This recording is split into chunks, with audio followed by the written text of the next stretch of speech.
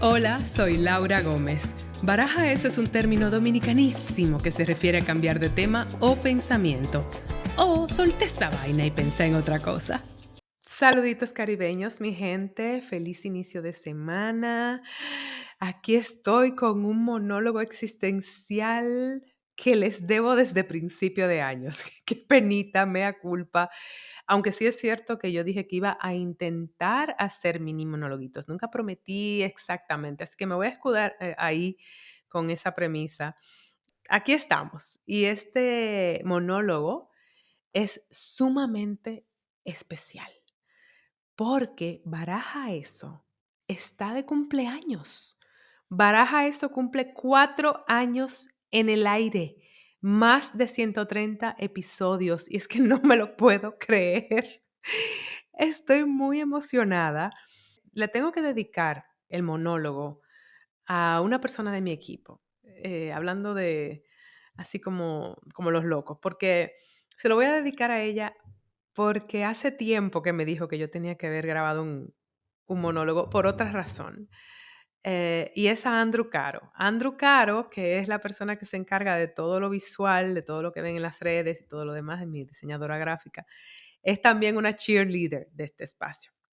Y hace ya como 2 meses que yo le dije, mira, por favor, añade algo con relación a Baraja Eso en un dossier que ella me creó. Y es que Baraja Eso también está en aviones de Iberia. Y ella me dijo, chama, eso es una gran cosa, tienes que aplaudir esto.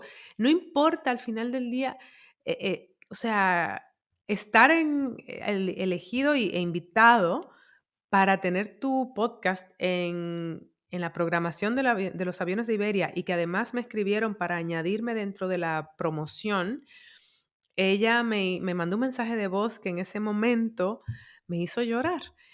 Y me hizo llorar, bueno, yo estaba también en un momento como vulnerable, porque debo también añadir, porque mi madre pues había tenido un accidente, se había caído, se rompió una pierna, la iban a operar, yo no podía estar presente por un asunto migratorio en que me encuentro, que tengo limitación de las salidas que puedo tener del país. Y en ese momento su mensaje como que me abrazó, como era un momento de cosas a celebrar y cosas que uno pasa por alto. Sí es verdad que todo salió bien, debo decir, y realmente mi madre misma me había llamado y me había dicho, no, todo va a estar bien, esto no es una enfermedad, tranquila, pero yo estaba susceptible. Y en ese momento Andrew es una persona con un gran corazón y con una energía increíble y te apapacha, ese es un término que ella usa muy venezolano y a mí me encanta. Y bueno, me dijo que tenía que grabar monólogo y que además ahí salió a colación que Baraja Eso cumplía 4 años. Yo le dije, ya mismo lo grabo. Como siempre, la dejé colgada porque pasan cosas o a veces no tengo las pintas para eso o el ánimo. Pero es verdad que ella me subió el ánimo ese día. Yo no estaba en el mejor lugar. Y, y fue, pues, por eso le estoy dedicando este monólogo a ella, porque es la que siempre tiene unas pilas. Yo creo que todo el resto de mi equipo estaría de acuerdo con eso, que es maravilloso el resto de mi equipo, todas mujeres increíbles, pero Andrew tiene esas pilas, pues, y me puso en esto. Entonces, aparte de que yo les debía este monólogo, así que ya era hora. De todos modos, aparte de estar dedicado a Andrew por su energía, está dedicado a ustedes que me oyen, que me expresan a menudo cuánto disfrutan los monólogos existenciales. Y yo creo que lo que le va a dar tono y color a esta conversación de hoy es precisamente ese lugar de vulnerabilidad que yo sentí en el momento en que no pude viajar para estar presente en la operación de mi madre. Como dije, no era nada grave, fue algo, vamos, en el momento nos asustó y por supuesto una persona que además fue alrededor de su cumpleaños, que iba a cumplir 70 años y que se rompe una pierna, lo que eso conlleva. Lo cierto es que yo no pude ir por mi situación migratoria, como mencioné. Y eso siempre me conecta al tema de lo que es ser una persona migrante. Y yo creo que en cierto modo es lo que un poco de la génesis de este espacio. Baraja Eso, como siempre he dicho, es un espacio nómada. Va conmigo donde yo esté. Este micrófono ha estado en muchas maletas, ha estado en muchas geografías. Y bueno, es un podcastito caribeño, ahora un poco ibérico, digamos. Em, pero sí que me mueve lo que es eso, ¿no? La incertidumbre del ser. Y no hay algo más de incertidumbre que una persona que migra, porque está sujeta a muchas condiciones que no están en su control. No tiene además a su familia cerca, no tiene a veces a su núcleo. Y con todo y que mi situación es, o sea, incluso privilegiada, como siempre, es algo que no, de lo que no niego ni reniego, pero no deja de ser vulnerable. Así que eso me lleva primero al agradecimiento de tener esa experiencia en mi vida, porque me conecta con el mundo desde ese lugar, me conecta con lo que es ser una persona que migra. Y estamos en un mundo actual que realmente, bueno, es una locura absoluta, no tengo no tengo palabras siquiera para añadir lo que seguro es un sentimiento colectivo, por lo menos de las personas que escuchan este espacio, porque estoy segura que todas son personas con gran empatía hacia el mundo. Pero es verdad que es un mundo que está careciendo mucho de eso y, y lo veo precisamente en este tema en particular, en cómo se está demonizando al otro y sobre todo a la persona migrante. Y no sé, le está dando color a este episodio y mm, a esta conversación que quería tener al respecto por ese momento mínimo en que no pude hacer un viaje para estar con mi madre. em, y me lleva a lo que es el, el migrar, que usualmente suele ser desde un lugar de necesidad, ya sea económica, ya sea de mejoría para tus hijos, ya sea de educación, ya sea porque tu espacio no te permite ser lo que tú quieres ser, o sea, desde diferentes lugares es siempre una búsqueda, es una búsqueda de mejoría. Y yo estoy completamente en desacuerdo con esta narrativa de demonizar al inmigrante como que es una persona, como que son grupos que llegan a dañar un espacio. Yo pienso que la migración casi siempre en su totalidad trae como vida a un lugar, trae mezcla, trae color, trae literalmente color en algunas ocasiones, muy necesario en algunos espacios. Trae en espacios en Europa, por ejemplo, trae mayores tasas de natalidad porque las personas en estos lugares no están teniendo hijos. Yo me incluyo, o sea que parece que soy europea, pero no soy, lejos de ello. Pero sí es cierto que en su totalidad o en su generalidad, digamos, suele ser un un asunto positivo para una sociedad y sin embargo se demoniza. Yo estoy a favor del control migratorio, por supuesto, no puede ser todo al mismo tiempo, no puede ser todo em, sin regularizar o tal. Lo que no creo que deba hacerse una pesadilla de ello, ni de que deba hacerse tan complicado para el migrante. También se debe evaluar desde un lugar de esos países precisamente, sobre todo en el primer mundo, de todo lo que han hecho en el pasado en esas naciones que ahora están mirando a esos lugares, o sea, para eh, descentralizar los gobiernos de ciertos espacios y que luego no los quieren recibir. Es como, bueno, hay consecuencias en general. Y también hay maneras de regularizar que no tienen que ser inhumanas. Entonces eso me llega a colación la conversación que tuve con la cineasta Joanné Gómez Terrero, mi compatriota dominicana, cuyo cine precisamente abarca un poco de eso, además de la negritud y de la doloridad, esa palabra, ese término que ella usó, que realmente amamos. Bueno, que amé. No creo que es un término que oficialmente aparece en el diccionario de la RAE, pero saben que yo lo voy a utilizar como lo utilizó Joanné, porque era desde un lugar de empatía. es o sea, como que la mujer negra en particular, que era a lo que ella se refería, empatiza desde la doloridad, conecta desde la doloridad, o sea, desde el dolor, pero por conocer la historia del dolor que llevan. Y bueno, me hace pensar en la persona migrante y en el maltrato que está recibiendo. Nosotras en ese episodio en particular hablamos también, porque no tengo pelos en la lengua para decirlo, que así como critico a los Estados Unidos, como critico a Israel, también critico a las medidas migratorias que se están tomando en mi país, la manera en que se está deportando a las personas haitianas es desde un lugar muy inhumano y realmente no me parece justo ni necesario. Y estas personas, en general, las personas migrantes, aportan porque están haciendo trabajos duros que otros grupos no están haciendo y que además están muy mal pagados. Entonces, en cierto modo, a mí cuando me hablan de estas críticas desde un lugar de demonizar, siento que no se toma eso en consideración, los aportes económicos que esos grupos están trayendo.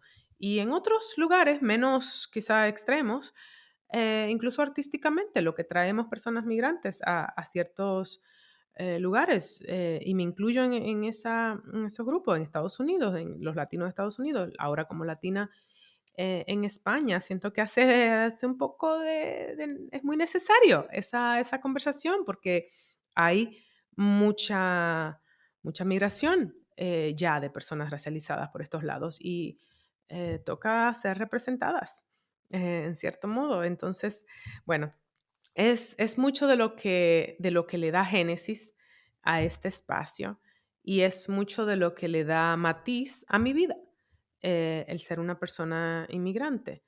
Yo nací en Estados Unidos y viví allí por 20 años, pero nunca me consideré realmente norteamericana. Siempre me sentí una mujer caribeña que emigró con digamos, el privilegio de haber tenido papeles que fue gracias a mis padres, que sí vivieron esa vida de inmigrante mucho más dura, de tener que trabajar fuertemente y aportar a esa economía, para que luego ahora venga un pendejo dictador prácticamente a estar amenazando el estatus migratorio de muchísimas personas, que además ahora es a niveles casi que enciendo que tú seas una persona marroncita, cualquier persona negra o de colores realmente, aparentemente el delito que está persiguiéndose en Estados Unidos.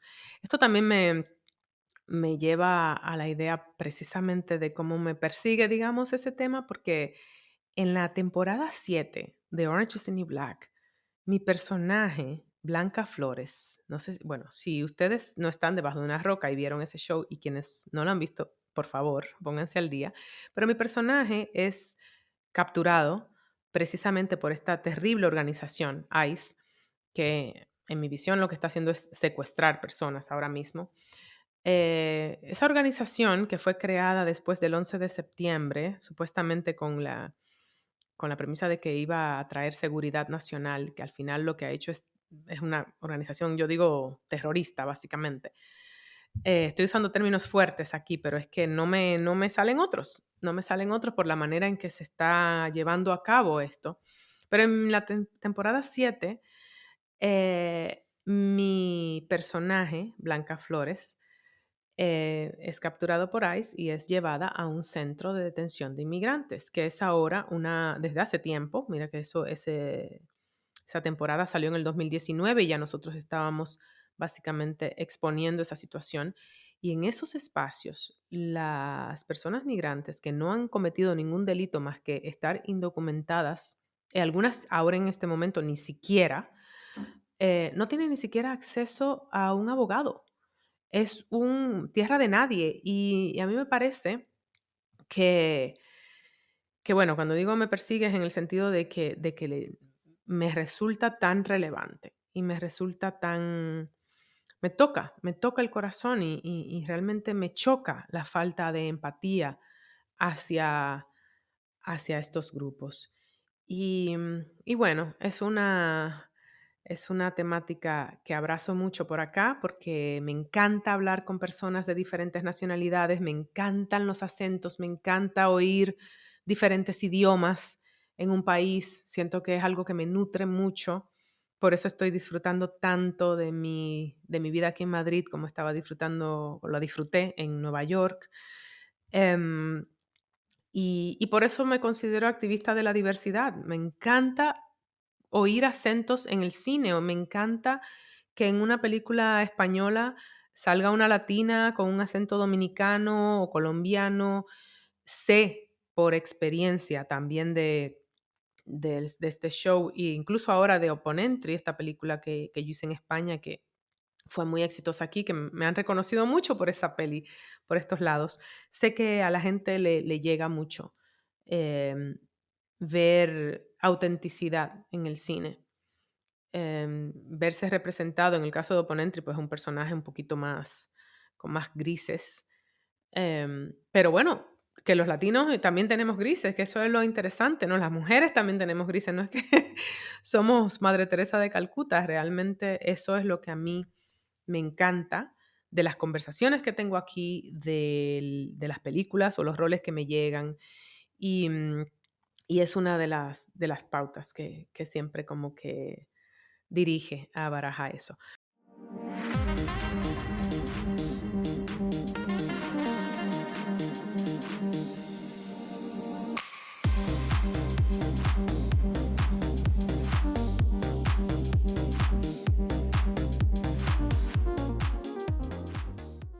Otra cosa que ha marcado pauta en Baraja eso en estos 4 años, la vulnerabilidad y mi viaje hacia esa búsqueda, ¿no? De tocar con esas partes más suaves mías, que ha sido realmente un trabajo terapéutico grande en mi vida y que yo he traído aquí, a este espacio, ya sea a través de los monólogos o a través de las conversaciones que tengo.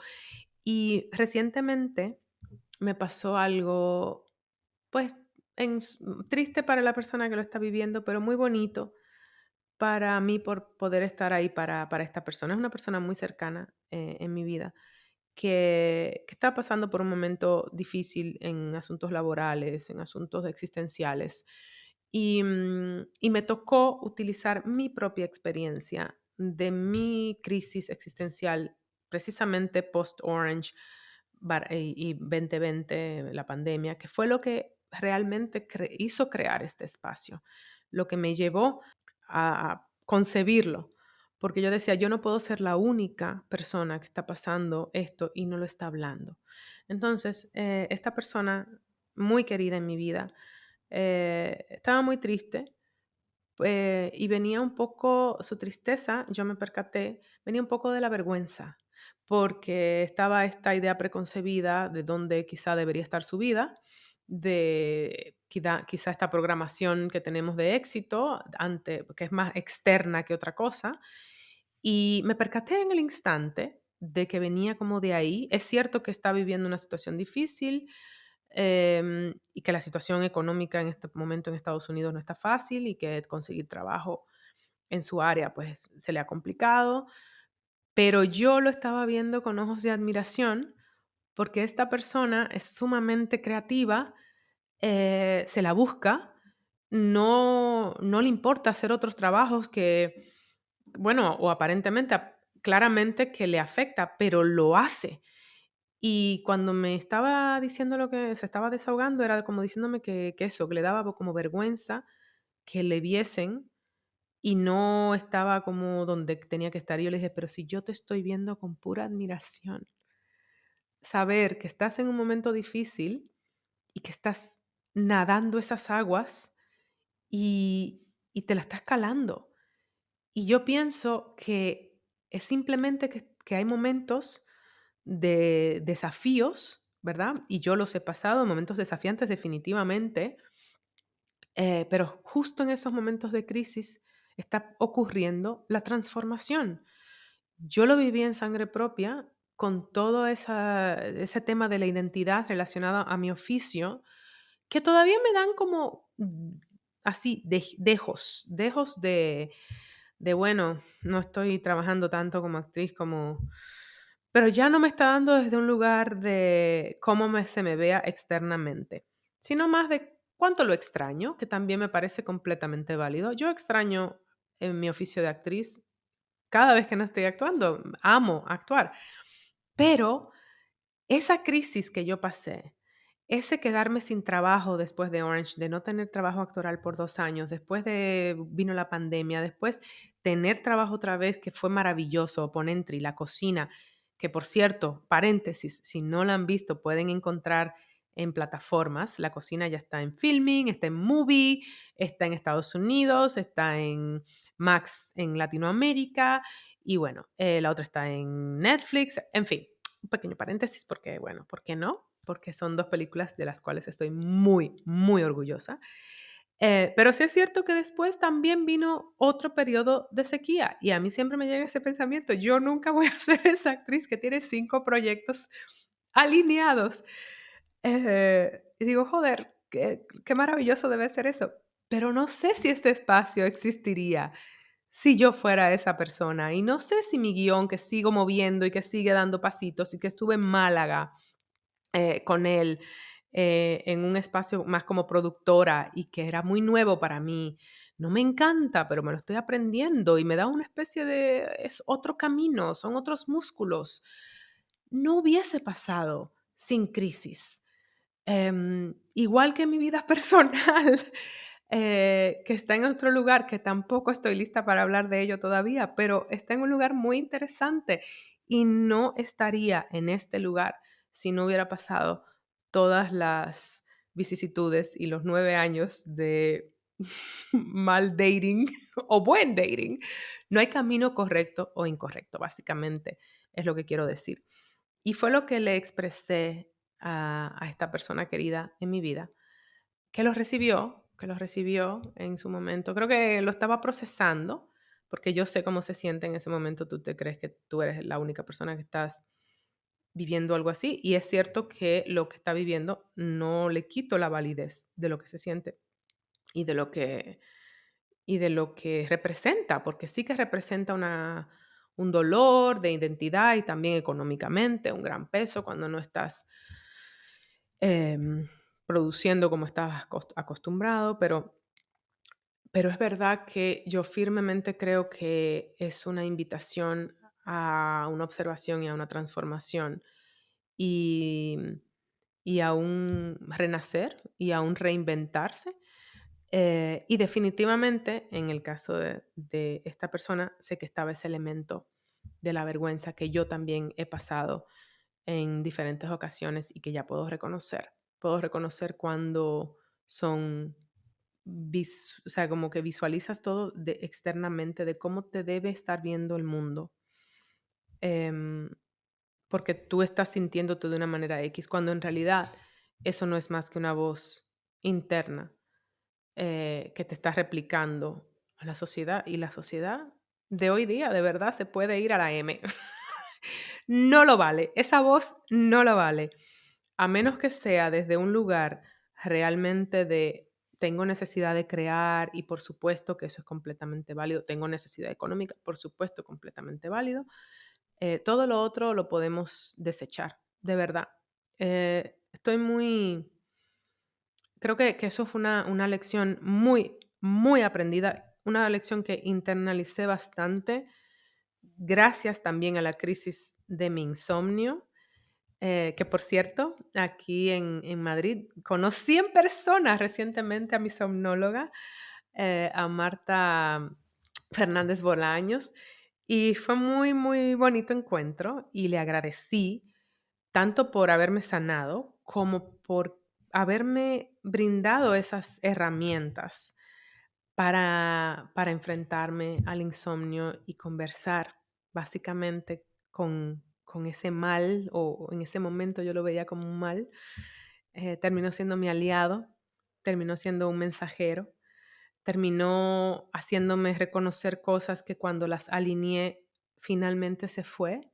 Viene cuando no estoy o alineada emocionalmente con realmente lo que quiero y no estoy siendo auténtica con lo que deseo y con mis metas y tal, y o cuando no estoy siendo disciplinada. porque ya yo tengo unos rituales y unas maneras que tuve que hacer un ajuste de vida. Y creo que esa es también otra de las líneas de baraja, eso es ajustar tu estilo de vida cuando algo no te está funcionando. Y nos cuesta a los seres humanos. Yo lo he hecho porque fui forzada por una crisis del sueño y porque tuve que durar 3 años sin dormir para poder realmente sentarme a ver más allá lo que estaba pasando en mi vida. Y una de las cosas que estaba pasando en mi vida es que yo me fui de Estados Unidos después de 20 años en Nueva York porque yo ya no estaba feliz en ese lugar y tuve una crisis de, por supuesto, del cambio y todo lo demás, completamente normal, pero en su momento para mí era un miedo enorme dejar mi zona de confort, dejar lo que había, entre comillas, construido y ahora entender, tú no dejaste nada, tú construiste eso y eso te llevó a una siguiente etapa. Esa siguiente etapa fue República Dominicana, donde no me fue tan bien profesionalmente, pues porque nadie es profeta en su tierra, pero pues creé este espacio, conecté con mi familia, esa conexión que yo tuve de vivir con mis padres ese tiempo, de vivir en la playa, de convivir con la naturaleza, de sanarme en la naturaleza del insomnio, porque fue también una parte esencial de mi sanación, entender lo importante que es la naturaleza para, no para mí, para cualquier ser humano, para poder existir, por eso estamos locos, y entender que Nueva York me tenía un poco loca. La conexión con mis sobrinos, que sigue siendo maravillosa, yo creo que en gran parte porque estuve ahí esos 4 años y pude realmente construir un vínculo fuerte con ellos y ahora estoy fuera em, y no sé, como que me siento muy a gusto en esta nueva etapa en Madrid. Madrid me ha abrazado por muchos años, luego haciendo aquí en varias cosas que me han invitado, que de hecho voy a ser jurado en un festival de cine medioambiental, voy para Tenerife, estuve en Tarragona también de jurado en un festival en diciembre pasado. Me han pasado cosas, hice un cortometraje, Juanita, que tuve aquí a Karen Joaquín, una de las directoras y co-guionistas de la peli, que esa película se presentó en la Berlinale. Esta es la fecha en que no la he visto. Karen Joaquín, hello. No, estamos esperando otra presentación grande, la verdad. Yo no la he querido ver así en enlace. Pero bueno, lo que quiero decir con eso es que se me siguen presentando oportunidades. Como dije, estoy en una situación migratoria que me tiene un poco maniatada con ciertos proyectos que se me han presentado, pero sí que pude hacer em, algunas cosas. Esta película de Diego Luna que rodé en febrero y que fue un regalo y que pude hacer con Ana Díaz, que también fue invitada de esta temporada de Decisiones Valientes y que fue hermoso, que si no lo han escuchado, vayan ahora mismo a escuchar el de Karen, el de Ana, porque la verdad es que fueron muy inspiradores para mí. Y bueno, lo que quería decir es que de esos espacios de vulnerabilidad, de esas crisis, realmente creo que procesé e internalicé el aprendizaje. Em, Porque me he visto en situaciones desafiantes nuevamente que me dan de otro modo, que las puedo ver desde un lugar de más calma o de más paciencia. Aunque me afecten, aunque me den un poquito de ansiedad, no es la misma ansiedad. Ya no es un ataque a mi identidad. Ya yo no siento como no eres nadie, no eres una actriz y no estás actuando. No, yo soy una actriz que en este momento no estoy trabajando por situaciones X, pero estoy haciendo este podcast, pero estoy yendo a un festival de cine. La película en la que pues puse mi voz para uno de los personajes principales, Mariposas Negras, ganó un Goya a Mejor Película de Animación y precisamente por esa conexión es que voy a Tenerife porque el director David Baute tiene un festival allí y me ha invitado de jurado. Bueno, todas esas cosas que luego conectan. Lo que pasa es que definitivamente no ocurren inmediatamente. Y también es algo de lo que me he percatado, como de tener la paciencia de dejar que esas semillas que vamos sembrando, pues lo que van a hacer, hay que darle espacio. Y no es en un mes o 2 meses. No se sabe cuándo es, la verdad. Pueden ser 9 meses, como pueden ser 2 años, como pueden ser 9, en el caso de mi vida romántica, para encontrar una persona. O en el caso de mi vida profesional ha sido como de cada 2 años y así, pero conectan, eventualmente conectan. Si se hace el trabajo personal, conectan. Eh, y no hay un camino correcto o incorrecto. Esa es, honestamente, si es una de las cosas que puedo dejar el día de hoy, es esa, porque es precisamente en donde me encuentro en cuanto a reflexión. No hay camino correcto o incorrecto. Hay caminos que te van a llevar a diferentes direcciones. El resultado está en el trabajo que hagas, en el trabajo personal, y a veces hay un camino más largo que otro, porque tomamos el camino que parecía incorrecto, pero era el que nos tocaba, era el que le tocaba a tu alma para expandirse. Eso fue algo que me pasó recientemente y genuinamente sentí que tuve una experiencia muy, muy dolorosa, que ya comentaré en un futuro cercano, cuando todo eso cierre bien. Prometo que voy a tocar esa tecla porque me interesa. Pero es cierto que fue una experiencia muy, muy dolorosa que realmente me terminó de enseñar la herida que llevaba en el corazón y que tuve que enfrentar de una manera que no me había tocado en otro momento porque no había llegado ahí. Y fue como ver, es verdad que fue con ayuda terapéutica, pero creo que en los momentos de crisis pues hay diferentes maneras, hay amigos, hay, no sé, meditación, eh, pero yo la pude ver la profundidad de mi herida y por primera vez abordarla de un lugar de mucha más compasión y de mucho más amor hacia mí misma, hacia mi corazoncito, hacia mi alma y de agradecimiento, que es otro de los pilares de este podcast, el agradecimiento. Desde el primer día, cuando estaba por aquí Pablo Lozano, mi entonces compañero de micrófono, nosotros utilizábamos mucho ese término, agradecimiento, agradecimiento. Esa sigue siendo la fórmula de la felicidad. Esa sigue siendo el antídoto. Esa sigue siendo la medicina.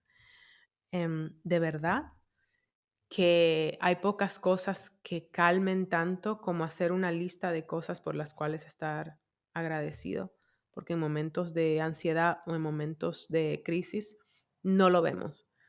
Pero a mí me consta que cuando me ha tocado enfrentarlos, ha sido desde ese lugar. Estoy agradecida del bendito insomnio, es que no lo puedo creer que iba a llegar ese día, pero el insomnio me hizo descubrir muchas cosas sobre mí, sobre la vida, sobre los procesos, sobre la calma, sobre la autenticidad.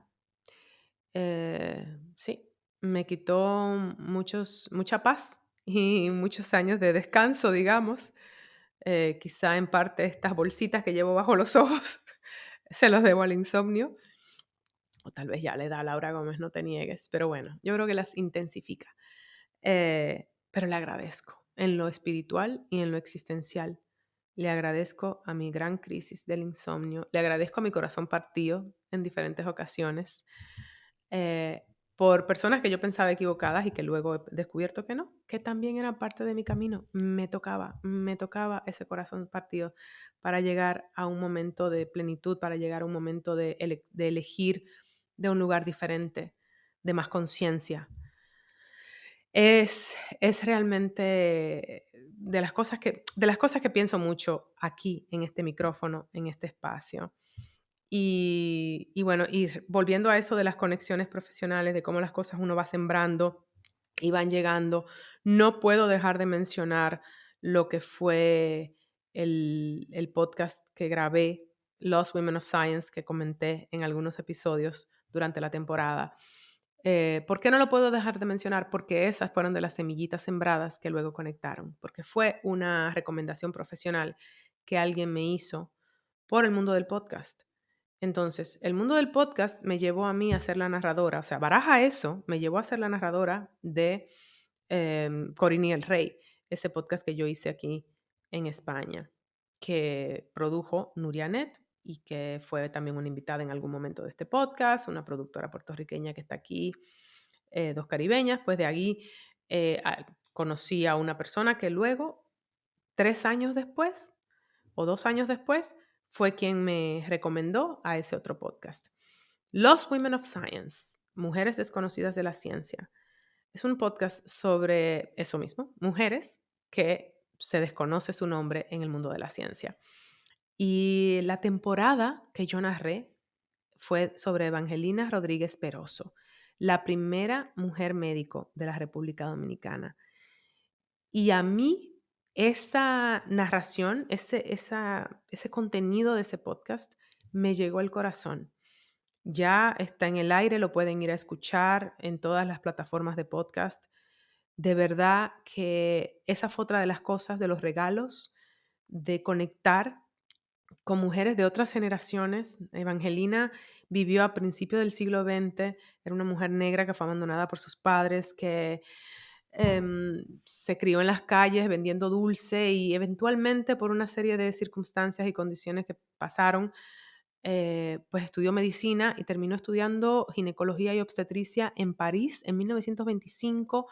Volvió a República Dominicana, trajo preservativos a hogares de mujeres que estaban pariendo para que no tuvieran tantos hijos y se cuidaran, porque ella había tenido una experiencia con una amiga muy cercana que murió de parto y eso la afectó muchísimo.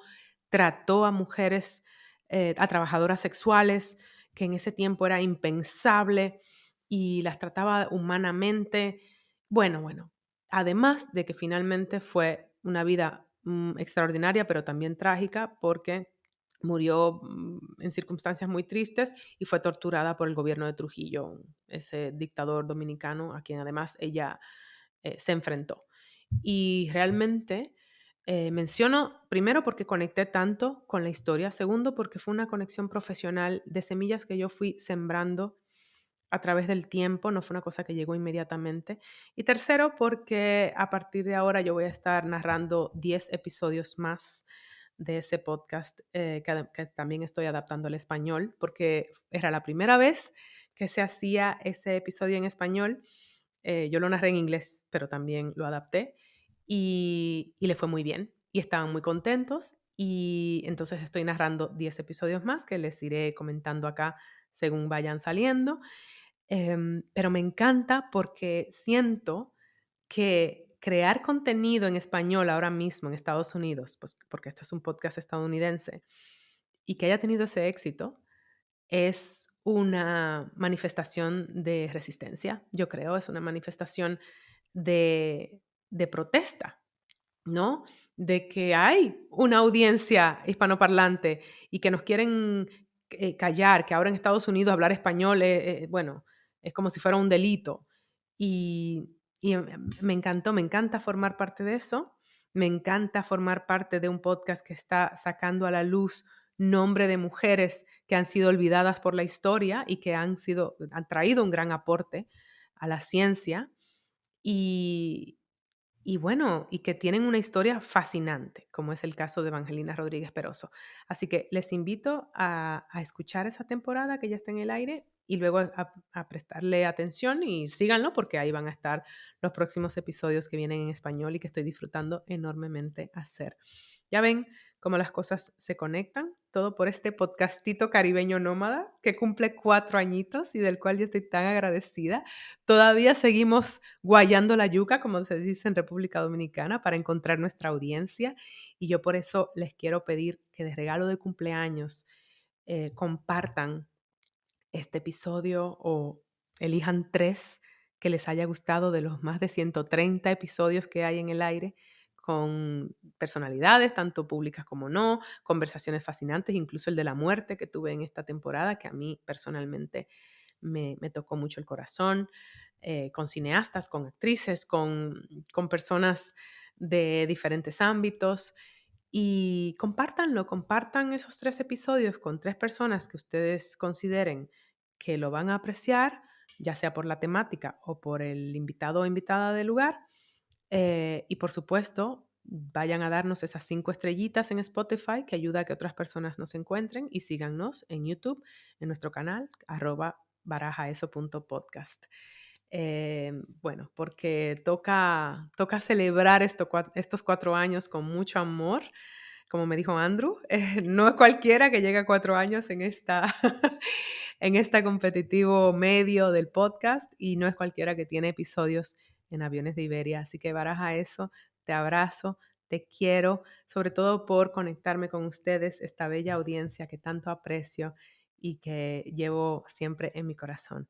Con mucho amor se despide esta caribeña nómada desde territorio ibérico y hasta la próxima.